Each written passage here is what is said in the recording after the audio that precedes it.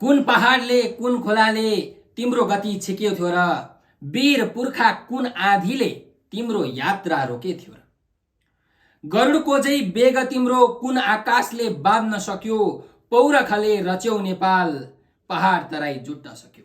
नमस्कार, तपाईहरुलाई स्वागत छ। नेपाल अनलाइन स्कुलको टिम तपाईहरुलाई हार्दिक स्वागत गर्दछ र सधैँ चाहिँ हामी उपस्थित भइसकेका छौं र आज चाहिँ हामी कक्षा 11 को पाठ 1 वीर पुर्खा भन्ने जुन कविता छ त्यो कविता वाचन तपाईहरुले गरिसक्नु भएको छ होला। यसको मूल भाव, यसको सारांश आज हामी हेर्ने छौं। यो कविताले दिने जुन शिक्षा छ, जुन सन्देश छ, त्यसको विषयमा पनि आज हामी चर्चा गर्ने छौं भने यस कविताका रचयिता प्राध्यापक डाक्टर वासुदेव त्रिपाठीको बारेमा पनि हामी केही जानकारी लिनेछौं, उहाँको परिचय लिनेछौं। उहाँले नेपाली साहित्यमा दिनुभएका योगदानहरू, उहाँले पाउनुभएका पुरस्कारहरू, उहाँको साहित्यिक प्रवृत्तिको बारेमा केही छलफल, केही कुराकानी गर्नेछौं। त ढिला नगरिकन सुरु गरौं। हाम्रो वीर पुर्खा नामक जुन कविता छ, यो कविताका कवि हुनुहुन्छ प्राध्यापक डाक्टर वासुदेव त्रिपाठी। उहाँ वरिष्ठ समालोचक पनि हुनुहुन्छ। समालोचनाको विधामा उहाँलाई समालोचनाको सम्राट भनेर पनि नेपालमा चिनिन्छ। विक्रम सम्वत 1979 चैत 13 गते गण्डकी अञ्चलको तनहुँ जिल्लाको भानु नगरपालिकामा अथवा भनौं भानु नगरमा उहाँको जन्म भएको थियो। पिता प्रेमदत्त त्रिपाठी र माता गोमा त्रिपाठीको कोखबाट उहाँको जन्म भएको थियो र उहाँले आफ्नो जुन शिक्षा छ, नेपाली र अंग्रेजीमा चाहिँ एमए गर्नुभएको छ भने नेपालीमा पीएचडी गर्नुभएको छ, विद्यावारिधि गर्नुभएको छ र उहाँ नै पहिलो नेपाली व्यक्तित्व हो जसले नेपालीमा विद्यावारिधि अर्थात् पीएचडी गर्नुभएको छ। र उहाँ चाहिँ नेपाल केन्द्रीय विभाग त्रिभुवन विश्वविद्यालय जुन कीर्तिपुरमा छ त्यहाँको नेपाल केन्द्रीय विभागमा चाहिँ अध्ययन अध्यापन गराउनुहुन्छ, प्राध्यापन गराउनुहुन्छ, पढाउनुहुन्छ विद्यार्थीहरूलाई र उहाँ नेपाल राजकीय प्रज्ञा प्रतिष्ठानको उपकुलपति समेत भइसक्नु भएको छ र उहाँ आजीवन सदस्य पनि हुनुहुन्छ सो प्रतिष्ठानको।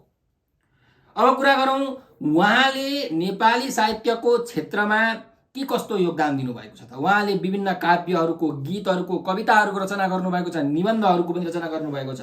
विशेषतः उहाँ समालोचना विधाका सम्राट हुनुहुन्छ।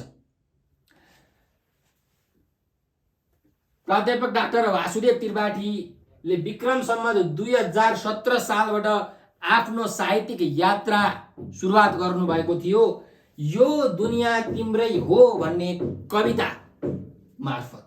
यो कविता चाहिँ हिमाल पत्रिकामा 2017 सालमा प्रकाशित भएको थियो। त्यस्तै उहाँले विभिन्न काव्य संग्रह, खण्डकाव्य, गीति संग्रह पनि लेख्नु भएको छ। अब काव्य संग्रहमा 3 थुङ्गा भन्ने काव्य संग्रह 2045 सालमा प्रकाशित भएको छ। खण्डकाव्यमा देशको महिमा भन्ने खण्डकाव्य 2046 सालमा प्रकाशित भएको छ। नवपल्लव भन्ने गीति संग्रह 2046 सालमै यो पनि प्रकाशित भएको छ। मधुकुञ्ज भन्ने कविता र काव्य संग्रह 2070 सालमा प्रकाशित भएको छ। त्यस्तै उहाँका कविता, काव्य र गीति संग्रहमा सम्झना कुञ्ज, जीवन कुञ्ज, रचना कुञ्ज जस्ता कृतिहरू पर्दछन् भने अनेकन अरू थुप्रै समालोचना अथवा समालोचनात्मक कृतिहरू चाहिँ उहाँले प्रकाशित गर्नु भएको छ। र नेपाली साहित्यको क्षेत्रमा यति थुप्रै विधामा कलम चलाउनु भएका वासुदेव त्रिपाठीलाई चाहिँ विभिन्न पुरस्कारहरूले, पदवीहरूले विभूषित गरियो, सम्मानित पनि गरियो। उहाँले विश्वकै नोबेल पुरस्कार अथवा भनौँ न नेपालको नोबेल पुरस्कार जसलाई भनिन्छ मदन पुरस्कार पनि उहाँले पाउनु भएको छ। महेन्द्र विद्याभूषण पुरस्कार, मदन पुरस्कार, गोरखा दक्षिण बाहु पुरस्कार, लारी स्वर्ण पदक, रत्नश्री पुरस्कार जस्ता अनेकौं दर्जनौं पुरस्कारहरू उहाँले प्राप्त गर्नु भएको छ। र उहाँको साहित्य अथवा उहाँको रचनाहरूमा, उहाँको सृजनाहरूमा हामीले चाहिँ एकदमै धेरै देशभक्तिको भावना प्राप्त गर्न सक्छौं। म कुरा गर्दैछु उहाँको साहित्यिक प्रवृत्ति बारे। देशभक्तिको भावना ओतप्रोत भएको पाइन्छ उहाँका रचनाहरूमा। राष्ट्रभक्ति, देशभक्तिको भावना एकदमै छताछुल्लो रूपमा हामीले भेट्न सक्छौं। त्यस्तै उहाँ मानवतावादी, मानवको हितको लागि कलम चलाउने चाहिँ लेखकको रूपमा सुपरिचित हुनुहुन्छ। प्रकृति प्रेमी पनि हुनुहुन्छ। उहाँ प्रकृतिको मनोरम चाहिँ काखमा गएर आफ्ना सिर्जनाहरू लेख्ने काम गर्नुहुन्छ। साथसाथै उहाँ भाषा एवं संस्कृति प्रेमी पनि हो। उहाँलाई विभिन्न भाषाहरू मनपर्छ। उहाँले अङ्ग्रेजी भाषा पनि पढ्नु भएको छ, संस्कृत पनि पढ्नु भएको छ, नेपाली त पढ्नु भएकै छँदैछ। त्यही भएर भाषा र संस्कृतिको उहाँ एकदमै प्रेमी हुनुहुन्छ। यस्ता प्रेमहरू उहाँका रचनाहरूमा हामीले पाउन सक्छौँ। विशेष गरिकन जुन यो वीर पुर्खा भन्ने कविता छ, यो कवितामा चाहिँ हामीले अथवा भनौँ कविले नेपालका वीर गोर्खालीहरूको चाहिँ एकदमै धेरै प्रशंसा गर्नुभएको छ। यो कविता खासमा हाम्रो देशको महान देशभक्त सपुतहरूको सम्बोधन गरिएको एउटा उत्कृष्ट कविता हो। यसमा वीरहरूको त्याग, वीरहरूको तपस्या र वीरहरूको बलिदानको यशोगान गाइएको छ। उनीहरूको यश, उनीहरूको कीर्तिको चाहिँ गीत गाइएको छ यस कवितामा। यो कवितामा कवि देशभक्तिको भावनामा ओतप्रोत भएर यो कविता रच्नु भएको हो। नेपाल आमाका देशभक्त सपुत, विश्व विजेता वीर बहादुर गोर्खालीको वीर गाथालाई यस कवितामा बडो मर्मस्पर्शी ढङ्गले उहाँले प्रस्तुत गर्नुभएको छ।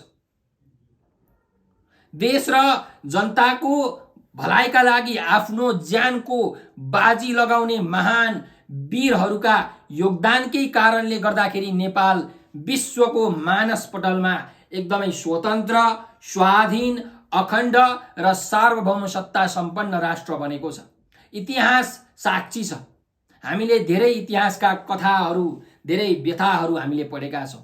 पृथ्वीनारायण शाहले बडो दुःख गरेर पहिले 22 राज्य र 24 राज्यमा चाहिँ यो हाम्रो देश छरिएको थियो र बडो वीरतापूर्वक उहाँले यो सबै राज्यहरूलाई एकत्रित गरेर नेपाल देश बनाउनु भयो, जहाँ अनेकतामा एकता छ। बहुभाषिक, बहुजातीय, बहुसांस्कृतिक, बहुधार्मिक देश नेपाल बनेको छ। र यहाँ यो नेपाल भनेको 4 जात 36 वर्णको फुलबारी, साझा फुलबारी हो, पृथ्वीनारायण शाहले भनेका छन्। त्यस्तै अनेकन शूर वीरहरू हाम्रो देशमा जन्मेको छन्। अमर सिंह थापा, बलभद्र कुँवर, भक्ति थापा जस्ता अनेकन वीर सेनानीहरूले, वीर योद्धाहरूले आफ्नो ज्यानको बाजी लगाएर युद्धमा होमिएका छन्। कोही पापीले, कोही शत्रुले, कोही विदेशीले हाम्रो नेपाल आमामा आँखा गाडेको थाहा पाउने बित्तिकै उनीहरूमाथि जाई लाग्ने गरेका छन् हाम्रा वीरहरूले। त्यस्ता शत्रुहरूलाई न्यायोचित ढङ्गले दण्ड, मृत्यु दण्ड दिने हाम्रो वीर गोर्खालीहरूको शान, अभिमान र गर्व हामीलाई थाहा नै छ। हाम्रो देश भनेको खासमा पुर्खाको त्याग र बलिदानको आधार स्तम्भ हो, जसलाई हामी सबै मिलेर समृद्ध महल बनाएर सजाउनु पर्छ। ती वीरहरूले आफ्नो व्यक्तिगत स्वार्थलाई, आफ्नो निजी स्वार्थलाई कहिले पनि हेरेनन्। जहिले पनि आफ्नो व्यक्तिगत स्वार्थलाई तिलाञ्जली दिएर आफ्नो राष्ट्र र राष्ट्रियतालाई प्राण भन्दा प्यारो ठाने। भनिन्छ नि, जननी जन्मभूमिश्च स्वर्गदपि गरियसी। आफूलाई जन्म दिने माता र आफ्नो जन्मभूमि स्वर्गभन्दा पनि प्यारो हुन्छ। त हाम्रा वीरहरूलाई आफ्नो जन्मभूमि, आफ्नो प्राण भन्दा पनि प्यारो थियो। आफ्नो देशलाई बचाउनको लागि आफ्नो प्राण दाउमा लगाउनु परे पनि उनीहरू कहिले पनि पछि हट्दैनथे। त्यही सुरता, त्यही वीरता, त्यही अदम्य अगाध साहस, त्यही अगाध राष्ट्रप्रेमको कारणले गर्दाखेरि नेपालको सीमा पूर्व मेचीदेखि, पूर्वको टिस्टादेखि पश्चिमको काँगडासम्म पुगेको थियो। र कवितामा पनि भनिएको छ, त्यो किल्ला काँगडामा भएका माटोहरूले हाम्रो देशका शूर वीरहरूलाई सम्झन्छन्। त्यतिखेर नेपालका जुन सपुतहरू छन्, नेपालका जुन वीरहरू छन्, तिनीहरूलाई कुनै पहाडले, कुनै खोलाले पनि छेक्न सकेन, कसैले रोक्न सकेन। हामी नेपाली अथवा हाम्रो पुर्खा गोर्खालीको गरुडको जस्तै व्यक्ति हो। कहिले पनि उनीहरू पछि फर्केर हेर्दैनथे। कुनै पनि राष्ट्रको शक्तिले उनीहरूलाई बाध्न सकेको थिएन। नेपाल मात्र यस्तो राष्ट्र हो जुन कुनै अरू राष्ट्रको स्वामित्वमा रहेन, जहिले पनि स्वतन्त्र र अखण्ड रह्यो, स्वाधीन रह्यो, सार्वभौम सत्ता सम्पन्न रह्यो। पूर्वमा टिस्टा नदी अथवा भनौँ पूर्वमा टिस्टासम्म हाम्रो देशको सीमा पुगेको थियो, जुन हजुरहरूलाई अवगत नै छ। त्यस्तै रावी नदीमा ती गोर्खालीहरूले युद्ध गर्दा जुन घाउ भएको थियो, त्यो घाउहरू रावी नदीले पखालेको थियो। त्यो रगतमा भएको देशभक्तिको भावना रावी नदीले पनि बुझ्दछ र रावी नदी चाहिँ यो नेपालबाट छुटिनु परेकोमा ऊ दुःख प्रकट गर्दछ, आफ्नो पीडा आफ्नो वेदना ऊ सुनाउँदछ। कविले रावी नदीको दुःख पीडा वेदना पनि यस कवितामा उल्लेख गर्नुभएको छ। अन्त्यमा वीर पुर्खाहरूलाई गोर्खालीहरूलाई मितेरीले मात्रै बाँध्यो। मितेरी भनेको चाहिँ साथीत्वको नाताले बाँध्यो। पछि सबै युद्ध लडिसकेपछि नेपाल र अङ्ग्रेज बीच सुगौली सन्धि भयो, जसमा नेपालले आफ्नो 1/3 भूभाग गुमाउनु पर्यो। तर पनि नेपालीहरूलाई त्यसको चिन्ता त छ। ती नदीहरूले ती भूभागहरूले नेपालीहरूलाई डाकिरहेका छन्, नेपालीहरूलाई बोलाइरहेका छन् र हामीले पनि यो पुर्खाहरूबाट के शिक्षा लिनुपर्छ भने हामी पनि आफ्नो राष्ट्र र राष्ट्रियतालाई जहिले पनि सबैभन्दा माथि राख्नुपर्छ, शिरभन्दा पनि माथि राख्नुपर्छ। हाम्रो देशमा कुनै सङ्कट आइपर्यो भने आफ्नो प्राणलाई पनि बलिदान दिएर आफ्नो राष्ट्रको हितको लागि, आफ्नो राष्ट्रको भलाइको लागि हामीले काम गर्नुपर्छ भन्ने शिक्षा हामीले यस कविताबाट प्राप्त गर्न सक्छौँ। नेपाल भनेको यो सबै वीर पुर्खाहरूको त्यागको, तपस्याको, बलिदानले गर्दाखेरि आर्जेको एउटा मुलुक हो। तपाईहरुलाई म एक दुईवटा केही भनाइहरू पनि सुनाउँछु, नेपालीहरू कति वीर थिए भनेर। यो नेपाल र अङ्ग्रेजको युद्ध हुँदाखेरि अङ्ग्रेजले अमरसिंह थापालाई प्रलोभन दिएका थिए के, लोभमा फसाउन खोजेका थिए। तर अमरसिंह थापाले के भने म बाघको बच्चा डमरू हुँ, सिनो खाने कुकुर होइन भनेर यसरी जवाफ फर्काएका थिए। त्यस्तै जर्मनीको तपाईहरुले चिन्नुहुन्छ एडल्फ हिटलरलाई पनि तपाईहरुले चिन्नुहुन्छ होला। र हिटलरले पनि के भनेका छन् भने यदि मसँग गोर्खाली सेना हुन्थ्यो भने कुनै पनि देशको सेनाले मलाई हराउन सक्दैन थियो भनेर भनेका छन्। त्यस्तै जर्मनीको अर्को अटो भन बिस्मार्क भन्ने एउटा चान्सलरले भनेका छन् विश्वको कुनै पनि सेनासँग म मेरो सेना युद्ध गराउन सक्छु, तर गोर्खाली सेना भनेपछि मेरो मुटु थर्रर काँप्छ भनेर उनले भनेका छन्। र इन्डियन आर्मीका एउटा भुभु सैनिकले हैन साम मनेक्सले के भनेका छन् भने यदि कुनै मान्छे मर्नबाट डराउँदिन भन्छ भने कि त त्यो मान्छे झुटो बोल्दैछ कि त त्यो मान्छे गोर्खाली हुनुपर्छ भनेर भनेको छ। र ओसामा बिन लादेनले पनि भनेको छ यदि मसँग गोर्खाली सेना भएको भए म अमेरिकालाई काच्चै खाइदिन्थे भनेर उनले भनेका छन्। भनेपछि नेपालको वीर गोर्खालीहरूको राष्ट्र भक्ति, वीरता, सुरता, साहस विश्वभरि नै फैलिएको छ। विश्वका अनेकन चान्सलरहरूले, अनेकन व्यक्तित्वहरूले नेपालीहरूको, गोर्खालीहरूको वीर गाथालाई गाएका छन्। यसरी नेपाललाई पुरै विश्व सामु चिनाएका छन्। यही वीरताको कारणले गर्दाखेरि ब्रिटिसमा भनौँ न ब्रिटेनमा ब्रिटिस आर्मीको रूपमा नेपालीहरू काम गर्न जान्छन्। त्यस्तै इन्डियन आर्मीमा पनि कैयौं नेपालीहरू छन्। उनीहरूको वीरताको, उनीहरूको सुरताको, उनीहरूको साहस, उनीहरूको निडरताको कारणले गर्दाखेरि। त्यसैले हामीले पनि उनीहरूबाट शिक्षा प्राप्त गर्न सक्छौं, सन्देश प्राप्त गर्न सक्छौं। यो कविताबाट पनि हामी सन्देश प्राप्त गर्न सक्छौं। के सन्देश प्राप्त गर्न सक्छौं त भन्दाखेरि हामी सारा नेपाली एकजुट हुनुपर्छ। फुटमा हैन जुटमा शक्ति हुन्छ। एउटा औंलाले केही पनि काम गर्न सक्दैन, तर यही औंला मुट्ठी भयो भने यसले धेरै ठुलो काम गर्न सक्छ। त्यसैले हामी सबै एकत्रित हुनुपर्छ। पुर्खाले निर्देश गरेको राष्ट्रिय मार्गलाई अवलम्बन गर्नुपर्छ, अपनाउनुपर्छ र त्यही बाटोमा हामी हिँड्नुपर्छ। भविष्यमा आउने भावी सन्ततिलाई पनि हामीले यही शिक्षा दिनुपर्छ। साथसाथै जननी जन्मभूमिश्च स्वर्गदपि गरीयसी भन्ने उक्तिलाई हामी सबैले मनन गर्न अत्यन्त जरुरी छ। आफूलाई जन्म दिने आमा र आफ्नो जन्मभूमि भनेको स्वर्ग भन्दा पनि प्यारो हुन्छ। यो उक्तिलाई हामी सबैले मनन गर्नुपर्छ र आफ्नो जन्मभूमि प्रतिको जुन कर्तव्य छ त्यो कर्तव्यलाई पूरा गर्नुपर्छ।